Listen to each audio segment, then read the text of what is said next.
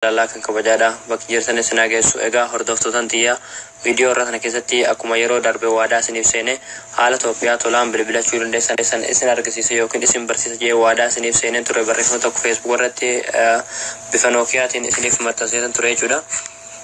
Kanaaf har'aan tana haala Itoophiyaa tolaan yookiin bilaasha mijjaan haasuu dandeessan isin argisiisa jechuudha. Akkasuma biyyoota kee jirtanillee jechuudha.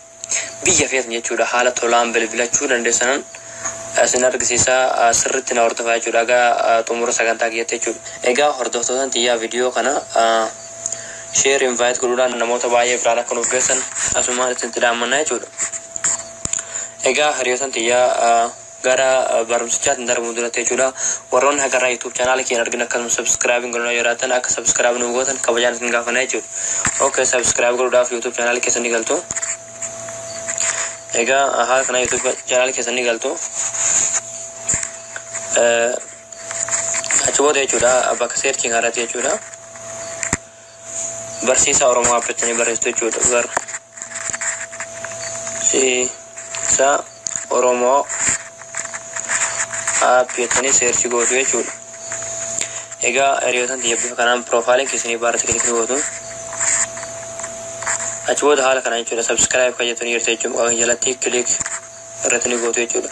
Egaa haala kanaan bifa diimarraa bifa kanatti jijjiiramti akkasuma harka mirgatti wanni kun tunni baati irratti click gootu jechuudha akka dafee notification isin bira ga'u yeroo viidiyoon asirratti gadhiifame. Egaa viidiyoo baay'ee asirra jira dhuftanii akka sirraa isbirattan irratti affeerra jira YouTube channel kana subscribe godhuudhaan asirratti barumsa babbareedaa asirraa argachuu dandeessu jechuudha. Okay. Gara barumsichaattiin isin dabarsa yeroo gara barumsichaatti isin dabarsan duratti jechuudha waan kan sirriitti isin galcha jechuudha. Egaa dheengadda jechuudha bifa Nookiyaatiin isin post godhe jechuudha namoonni tokko yeroo komentii tokko laalu Nookiyaa malee ta'uu Nookiyaa hin qabnu warroonni jettanillee ni jirtu na fakkaata. Ni ta'a jechuudha mobaayila hundarratti ni ta'a jechuudha. Ani wanniin bifa Nookiyaatiin post isiniif godheef namoonni baay'ee mobaayila guddaa kanarratti waan shariyaa baay'inaa neetii kana fayyadamaniifan bifa Nookiyaatiin post ni godhe jechuudha. Jechuun waan Nookiyaan danda'amu fanan post isinii godhe jechuudha Nookiyaa irratti jechuudha bifa Nookiyaatiin jechuudha. Mobaayila guddaan inni ta'a garuu mobaayila guddaa kana namoonni baay'een neetuma itti fayyadamu malee itti fayyadamu na fakkaata. Kanaafan bifa Nookiyaatiin post ni godhe malee bilbila hundarratti ni ta'a jechuudha. Itti aansuun wanneen isiniif himuu barbaadu jechuudha. Wanti kun jechuudha daqiiqaa 4 free isiniif kenna jechuudha. Fakkeenyaaf biyya bilbiltan jechuudha biyya kee jiraatan jee yoo Itoophiyaa bilbiltan jee Itoophiyaa san yeroo bilbiltan abbaarratti bilbiltan sanitti daqiiqaa 4 isiniif kenna jechuudha haasaa jechuudha isinii galee daqiiqaa 4 san yeroo isiniif kenna daqiiqaa 4tti ni dhaabbata jechuudha. Yeroo daqiiqaa 4tti dhaabbate amma deebitaniituma garagartanii bifumaan amma isin argisiisu jechuudha deebitanii fudhattu jechuudha. Yeroo fudhatan ammallee nuun bilbiltu jechuudha. Daqiiqaa 4 isiniif kenna garuu deebitanii yeroo 100 fuutanii daqiiqaa hanga feetan haasuu dandeessu jechuudha. Isinii galee daqiiqaa 4 kanaa jechuudha. Biyya kee jiraatan jee Itoophiyaa yeroo bilbiltan jee daqiiqaa 4 isiniif kenna jechuudha. Garuu guyyuutti daqiiqaa haga barbaadan isiniif kenna jechuudha. Irra deebitanii yeroo fuutanii haasoftan jechuudha. Isinii galee waan yeroo tokkoon yeroo lamaan dhaabbatu jechuudha. Dhuma dhaabbatu jechuudha. Harki isin dhukkubee yookiin isin haasaa dadhabdanii fira deeftan malee waan dhaabbatu tokko miti jechuudha. Garuu haasonni isin haasoftan daqiiqaa 4 daqiiqaa 4 yeroo haasoftan dhaabbata amma deebitanii fuutanii bilbiltu daqiiqaa 4tti dhaabbata ammas deebitanii haasofanii daqiiqaa inni fuutanii itti bilbiltu daqiiqaa 4tti dhaabbata jechuudha. Kanaaf duramtuun soonni gurgurtan jechuudha miseejii mobaayila keessanii galtu jechuudha. Achi booda jechuudha bakka qalamaa kana galee gootanii okay ol irratti jechuudha yeroo haala kana miseejii keessan galtan 900 barreessitu jechuudha haala kanaan yookiin 9 duwwaa jechuudha. Achi booda gadi buutu jechuudha bakka enter message kun irratti 125 achi booda send click gootu jechuudha. Okay achi booda send click gootu. Egaa achi booda haala kanaan ergitu jechuudha. Yeroo haala kanaan ergitan message isin deebisu jechuudha haala kanaan. Yeroo message tokko isin deebise as keessanii baatu ni bilbiltu jechuudha. Abbaatti bilbilta sanatti jechuudha biyya keessa ta'e yookiin Itoophiyaa ta'e yookiin immoo biyya keessa jiraatan ta'e abbaatti bilbilta san bilbiluu eegaltu jechuudha. Asirratti wanni isin himuu barbaadu jechuudha. Wanni kun liqii akka isinitti fakkaanne jechuudha. Isinii galee Wanni kun liqii riyaala hin sana kan itti fakkaane liqii miti jechuudha isinii galee. Gonkumaayyuu liqii miti jechuudha. Haalaan amma isin argisiisan yoo fayyadamtan liqii isinitti ta'u jechuudha. Shari'aan teessan illee waa tokko singilaa hin taatu mootummallee wanti waa tokko illee isin godhu waa tokko kan hin sodaanne jechuudha. Isinii galee yeroo bilbilli waamu waan godhamu jira. Waan godhamu san sirriitti akkana hordoftanii isinis gootanii irraa fayyadamtan jechuudha. Isinii galee yoo akkaan godhuun kana hin godhin yookiin akkaan itti dalagu kana itti hin dalagin ni nyaatamtu yookiin liqii isin irratti ta'a jechuudha. Garuu haalaan amma isin argisiisu kanaan yoo fayyadamtan gonkumaa isin irratti liqii hin ta'u jechuudha. Okay, haa bilbilu. Fakkeenyaaf mee Oromoo kanarratti haa bilbilu.